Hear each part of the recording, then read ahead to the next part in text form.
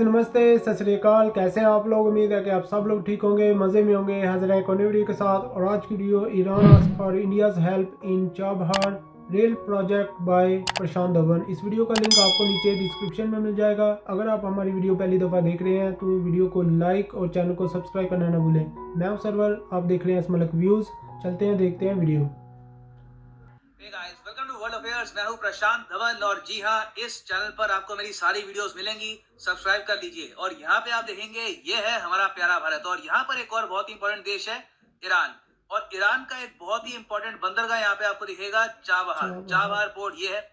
Now Chabahar port को लेकर recently कुछ न्यूज सामने आई थी। एक न्यूज तो ये है कि चाबहार पोर्ट अब इंडिया के हाथ से निकल गया। कुछ फॉरेन न्यूज आउटलेट्स ने ये न्यूज फैला दी कि अब इंडिया चाबहार का पार्ट नहीं रहा, जबकि इट वाज ऐसे ही फेक सुनने में न्यूज। आया था। इंडिया बिल्कुल चाबहार पोर्ट का पार्ट है और इंडिया आज भी चाबहार पोर्ट के जरिए अफगानिस्तान को आइटम्स एक्सपोर्ट कर रहा है। मगर बाद में एक और न्यूज सामने आई कि नहीं नहीं, इंडिया चाबहार पोर्ट का तो पार्ट है, मगर जो चाबहार जहेदान रेलवे लाइन है वहां पर ईरान अब अकेले काम करेगा। इंडिया इस रेलवे लाइन में, जो ये बंदरगाह है इसको कनेक्ट करिए, ये रेलवे लाइन यहाँ पर, इसमें इंडिया अब एक पार्टनर नहीं रहा। बाद में ये न्यूज सामने आई।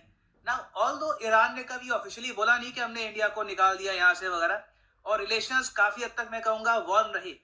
बाद में ये न्यूज कंफर्म हो गई कि बिल्कुल ईरान आज के समय इस रेलवे लिंक पर अकेले काम कर रहा है। और इसका रीजन इन्होंने ये बताया कि 2016 में इंडिया ने एमओयू साइन किया था कि इस रेलवे लाइन को ये डेवलप करेंगे।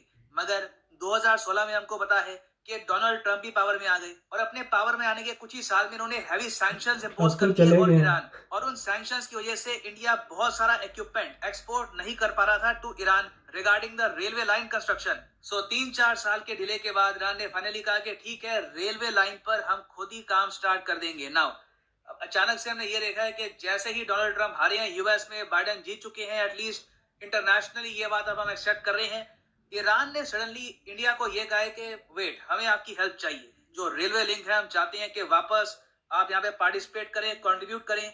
और इसी टॉपिक को हम डिस्कस करेंगे कि ईरान अचानक से इंडिया की हेल्प क्यों चाहता है और इंडिया ईरान के जो लार्जर रिलेशंस हैं उस पर इसका इम्पैक्ट क्या होगा। बहुत कुछ यहाँ पे आपको जानने को मिलेगा।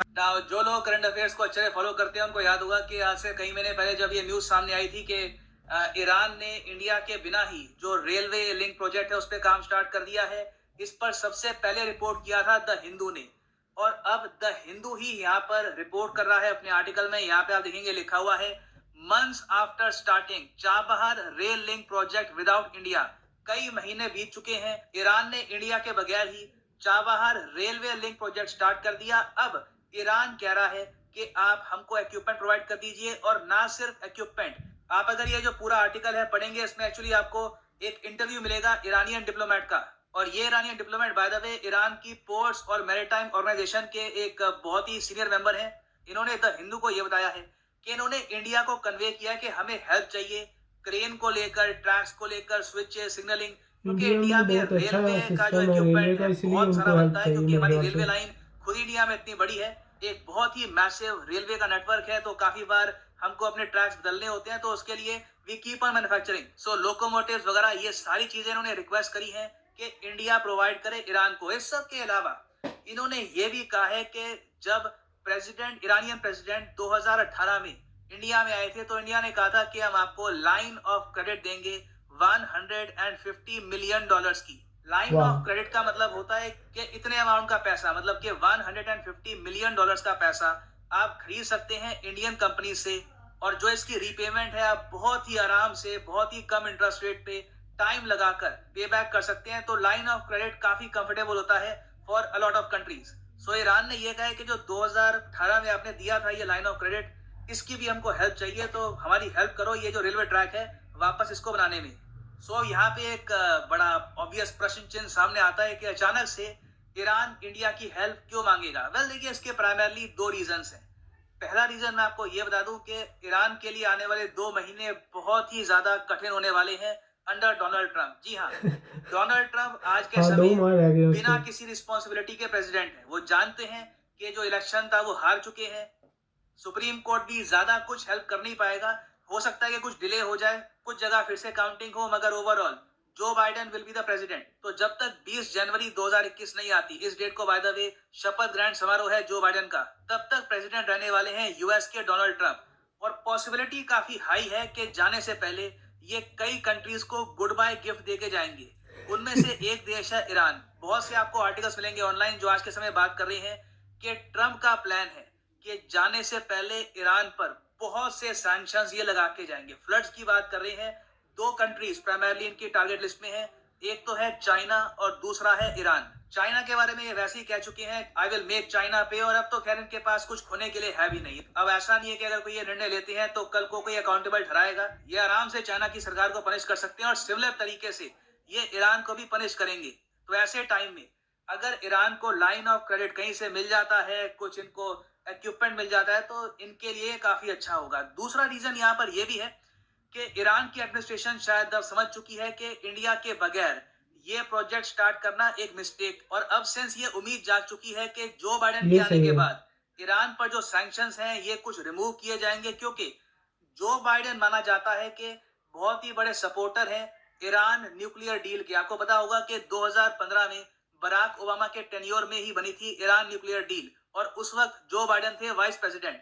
तो प्रोबेबिलिटी काफी हाई है कि जब बाइडेन प्रेसिडेंट बनेंगे तो फिर से ये चाहेंगे कि जो Iran nuclear deal Barack Obama के अंडर बनाई गई थी वही न्यूक्लियर डील वापस रीइंस्टेट हो जाए, और यूएस ने यहाँ पर जो विड्रॉ कर लिया था अंडर डोनाल्ड ट्रंप, यूएस यहाँ पर फिर से ज्वाइन कर ले। अगर ऐसा होता है तो ईरान पर जो सैंक्शंस हैं ये हट जाएंगे, और उसके बाद ईरान फाइनली ऑयल बेच पाएगा बहुत से कंट्रीज को इंक्लूडिंग इंडिया। इंडिया एक बहुत ही बड़ा बायर था ईरानियन ऑयल का। तो अगर मान लीजिए जो बाइडेन ने जो बोला है, इन्होंने ओपनली ये बात बोली है कि मेरे जो पहले एक दो स्टेप्स होंगे एज प्रेसिडेंट, उनमें से एक होगा कि आई विल मेक श्योर कि US rejoins joint comprehensive plan of action, जिसका दूसरा एक इनफॉर्मल नाम है ईरान न्यूक्लियर डील। तो उसके बाद ईरान ऑयल बेच पाएगा इंडिया को, जापान को, साउथ कोरिया को, कई और कंट्रीज को जिन्होंने ऑयल खरीदना रोक दिया था ईरान से डोनाल्ड ट्रंप के डर की वजह से। ये देखिए काफी अच्छी न्यूज है for both India and Iran, क्योंकि इंडिया को एक बहुत ही अच्छी डील मिलती थी फ्रॉम ईरान। ये काफी डिस्काउंट प्रोवाइड करते थे, जो लॉजिस्टिक्स की कॉस्ट होती है ये काफी तक बियर करते थे। और ऑफ कोर्स दूसरी बात ये भी है कि इंडिया ज्यादा ओपनली पार्टिसिपेट कर पाएगा चाबहार पोर्ट की कंस्ट्रक्शन में। कुछ बंदिशें नहीं होंगी, रुकावटें नहीं होंगी। इंडिया हाँ, ये आराम सही है से जो इंडिया के रेलवे लिए। लिंक है ये बना सकता है, अफगानिस्तान तक का जो कॉरिडोर है ये बना सकता है। So that will be good for both India and Iran. Now इस सब के बाद एक और क्वेश्चन ये होगा कि क्या ये सब बहुत जल्दी हो जाएगा? वेल देखिए, नहीं, इसमें हो सकता है कि 1 से लेकर 2 साल लग जाए। मोस्ट प्रॉब्ली 2 साल लगी जाएंगे। इसका रीजन ये है कि ईरान अगले साल जाएगा इलेक्शन मोड में। ईरान के जो प्रेसिडेंट है अभी हसन रूहानी, इनका टेन्योर खत्म होने वाला है अगस्त महीने में। तो अगस्त से पहले ये जून 2021 में रखेंगे इलेक्शन। तो ईरान के जो नए प्रेसिडेंट हैं जब ये टेक ओवर करते हैं, इनका क्या रुख होता है दुनिया को लेकर, इनकी क्या पॉलिसी है, इनकी क्या फॉरेन पॉलिसी होगी, ये सब कुछ देखना होगा। तो तब तक मोस्ट प्रॉब्ली यूएस और ईरान के बीच में अंडरस्टैंडिंग ये होगी कि हम भी कुछ न्यूक्लियर टेस्ट नहीं करेंगे, कुछ ऐसी हरकत नहीं करेंगे जिससे आपको गुस्सा आए, और यूएस भी कोई एक्स्ट्रा सैंक्शंस इंपोज नहीं करेगा। उसके बाद पॉसिबिलिटी है कि दोनों कंट्रीज रीनेगोशिएट करें सैंक्शंस को लेकर और इश्यूज को लेकर, और इंडिया और ईरान वापस ट्रेड करना स्टार्ट कर दें। नाउ चलिए वापस आते हैं अपने क्वेश्चन पे। यूपीएससी प्रीलिम्स 2016 ईरान का है मेरे क्वेश्चन, ख्याल विच ऑफ से। The following is not a member of Gulf Cooperation council? इसका जो सही आंसर है ये सऊदी अरेबिया बिल्कुल भी नहीं है। ऑब्वियसली सही ओह। आंसर है ईरान। सऊदी हाँ। अरेबिया ऑब्वियसली आंसर नहीं होगा, क्योंकि जो हेडक्वार्टर्स हैं जीसीसी के यही आपको मिलेंगे रियाद में, which is in Saudi Arabia. और बाकी यहाँ पे आप देख पाएंगे ये 6 मेंबर्स हैं of Gulf Cooperation Council: Bahrain, Kuwait, Oman, Qatar, Saudi Arabia and the United Arab Emirates. So इसी के साथ वीडियो करते हैं समाप्त। उम्मीद करता हूं काफी कुछ यहाँ पे आपको जानने को मिला होगा। Thank you for listening and as always god bless you all. वापस गाइस वीडियो देखी। इस वीडियो की बात करें तो बहुत ही ज़्यादा इन्फॉर्मेटिव वीडियो थी। प्रशांत धवन, इनकी वीडियोस बहुत ही अच्छी होती हैं। मुझे तो बहुत मज़ा आता है जब भी मैं इनकी वीडियो देखता हूँ, और काफ़ी सारी इन्फॉर्मेशन मिलती है आपको। इस वीडियो में अगर आप देखें तो दोनों कंट्रीज़ के लिए, इंडिया के पॉइंट ऑफ व्यू से देखें और ईरान के पॉइंट ऑफ व्यू से देखें, तो दोनों कंट्रीज़ को बहुत ज़्यादा फ़ायदा है।